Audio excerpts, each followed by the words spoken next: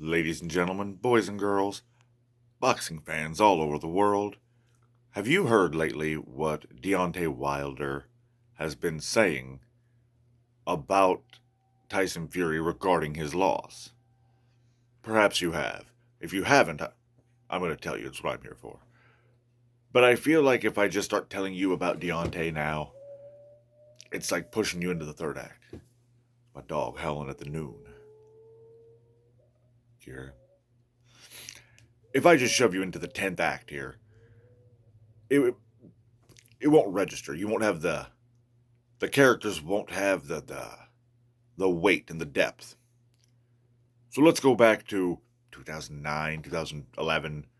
Cain Velasquez was still the heavyweight champ of the UFC, and a guy named Tyson Fury said he will beat him in the UFC, a boxer. I checked this guy out, and this giant guy, like 7 foot tall or something, kind of fat white guy, still had a head full of curly hair. Wasn't much to look at. I mean, great big. I'm sure he could fight. Cain wasn't much to look at.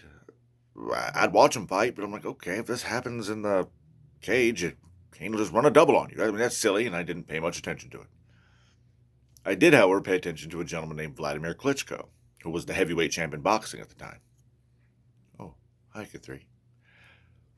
That's my kitty. Vladimir Klitschko was the heavyweight champion in boxing, held like all 4 belts. He's the actual Ivan Drago. 6'5", 6'6", 251 pounds, just shredded abs, high tight chest, not an ounce of fat on him. Has a doctorate in Ukrainian sports medicine, whatever their equivalent is. They call him Doctor Steelhammer. Good. Okay, come on. Just good looking, muscular. Run along that. Like if you can imagine, the Russian that fought Rocky in Rocky 4, this is him but not blonde. And about 10 pounds more muscle. And just a technician, like a giant Floyd Mayweather, never in danger. Fought long, jab you into oblivion, just a billion jabs. And when one of them finally rung your bell, pow. People wouldn't tune in to watch him. It was like Mike Tyson, but the opposite. You knew Mike was going to say, cut hook. And, well, I'm not going to pay $50 to watch him cut hook somebody in the second round. People are like, I'm not going to pay any amount of money to watch Dr. Steelhammer throw a billion jabs downrange. And then finally say, somewhere in the 8th. And he did it for 10 years. I mean, he had some losses early, or he would have had like a 15-year undefeated reign. He fought some guys, lost to a couple, found a new trainer, and then went on a run. 10 years. No one stopped him. Well, fast forward, I get a new package, some subscription, and my guy Vladimir's fighting that weekend. Ooh, I'm going to watch this one. This is the first fight me and my wife watch live. Not fight, boxing fight. First boxing match. We've been watching UFC for ages. Other mixed martial arts. I think we got to watch some grappling and some Muay Thai. And we'd watched a bunch of boxing. This is the first live boxing event me and my wife are going to watch together. And I'm telling her all about, Vlad the Body. He should have been called Jesse the Body. It should have been Vlad the Body. I mean, Tyson Fury don't look bad, but he doesn't look like he's going to beat up Vladimir Klitschko. And then he came out and gave Vladimir Klitschko a boxing lesson. I mean, just beat him up. Somewhere in the 5th, 6th round, his giant bald dad, who looks just like him, said to Tyson something to the effect of, we got him where we want him, or we got him now. And then he said specifically, and I quote, now I want to see some good classy boxing. I want to see some good classy boxing. Tyson's like, yeah. Like, some good classy boxing? What kind of corner advice is that? Some good classy boxing. Okay. Tyson then got up and showed the world what good classy boxing was. It was one of those, I went in just praising Vladimir Klitschko and thinking Tyson Fury was a clown, and I came out 12 rounds later a diehard Tyson Fury fan. Stumped for Fury. He loses his mind after this fight. Starts drinking, I don't know, what do giants drink in England? Like drams or barrels or gross units of beer. He started drinking like 50 of them a day and cauldrons of vodka. I'm sure he smoked some grass and ate some pills, but it wasn't like heroin. He just got way into booze and then ate like a horse. Blew up to 400 pounds.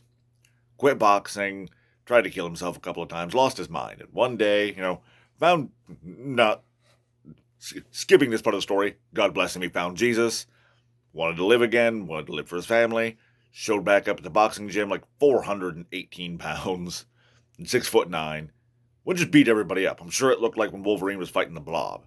Everywhere you hit him, you were just hitting a foot of padding. And in a couple years, he got back down to like 250. I don't want to say fought some bums. These are tough guys. Want to get Otto Wallen. I can remember one of their names. He fought two guys. And then he started to take a fight against a gentleman named Deontay Wilder. In his absence, two guys were collecting belts. Anthony Joshua in England, another just stunning Apollo Creed physique, versus a gentleman named Deontay Wilder. And they couldn't get these two together to fight.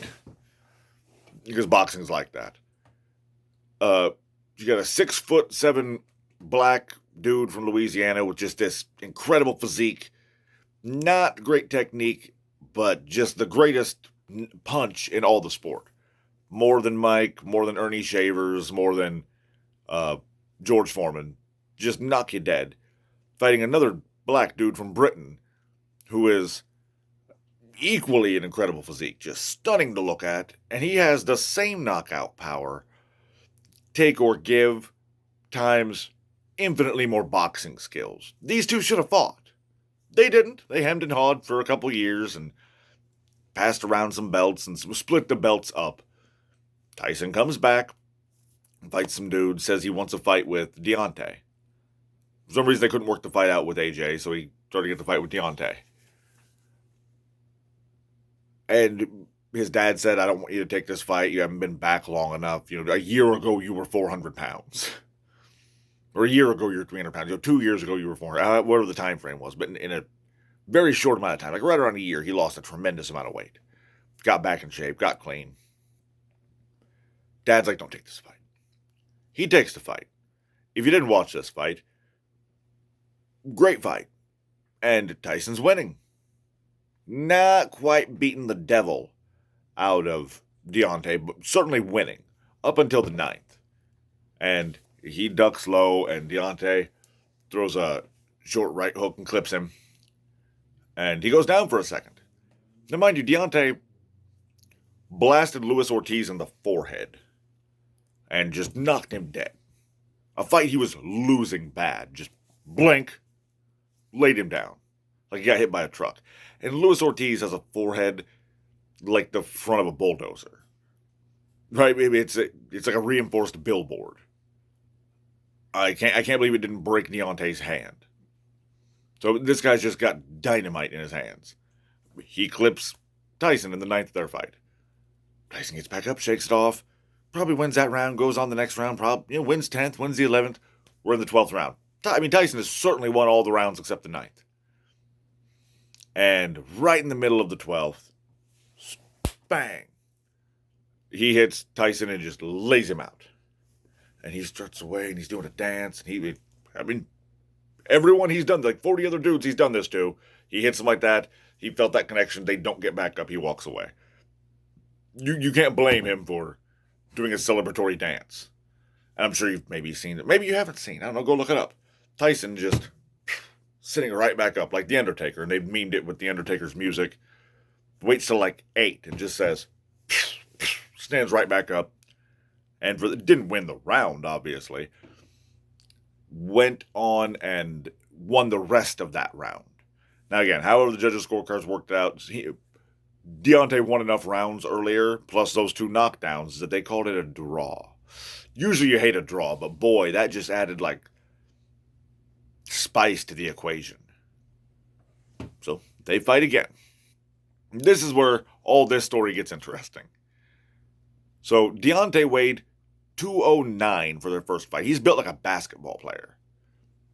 For instance, John Jones fights at 205 at 6'4", but when he steps in the octagon, he weighs like 220, 225. Deontay Wilder actually weighed 209 pounds the night he fought Fury the first time. Fury, I think, weighed 251. They're 255, much bigger than Deontay. Deontay is built like a very thin basketball player. Like LeBron James is 250, so a very thin ball player, but connected, muscular, and just built, just an Adonis.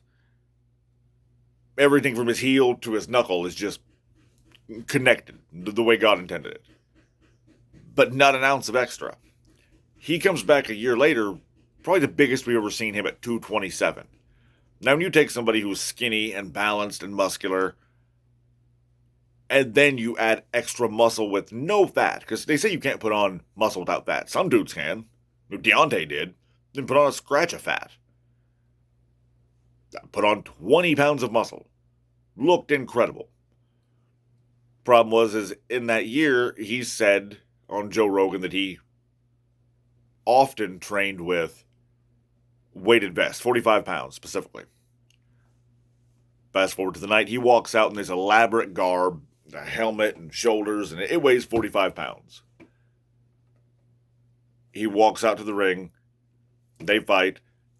Tyson showed back up for the second fight at like 280, 290, just enormous, and everyone was afraid he would be out of shape. He says from the last time they fought, when he got knocked down, got up, and then was able to walk him down the rest of the round, he said, "I know now how to beat this guy." He goes, "I wasn't sure. I was in a fight before that. When he knocked me down and I got up, I'm like, okay, I see what you have, and I now know I can push you." He goes, "One of my coaches that told me that after the fight." So he went and trained and put on like 30 pounds. Not me. I'm sure some of it was fat, but I'm sure a great deal of it was muscle as well. And he just clobbered Deontay. He was too big. He kept him on his heel. He boxed him technically. He dirty boxed him inside ugly. He just wore on top of him. Everything you could do to make Deontay carry that weight. And I believe it was in the 8th. Mark Breland in Deontay's corner, 8th or 9th, forgive me, threw in the towel. Probably saved his life. After the fight, Deontay has fired Mark Breland. Now, Mark Breland is a pillar of boxing, two-time Olympian, or Olympic gold medalist, two-time two-division champion. Like, nobody's got an unethical thing to say about Mark Breland.